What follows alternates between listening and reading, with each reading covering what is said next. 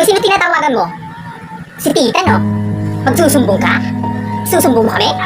Hindi, insan. Gusto ko lang siyang tawagan kasi namimiss ko siya. Huwag ka magsinungaling. Alam kong isusumbong mo kami sa nanay mo na hindi namin binigay yung bagong sapatos tapos yung bagong cellphone. Hindi, insan. Nagkakamali ka. Hindi ko kayo isusumbong. Isusumbong kita kay mama. Ma! Oh, bakit anak?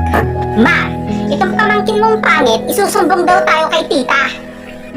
Ang kapal naman ng mukha mo. Matapos ka namin samahan dito sa pamamahay ng nanay mo, may gana ka pang isumbong mo kami?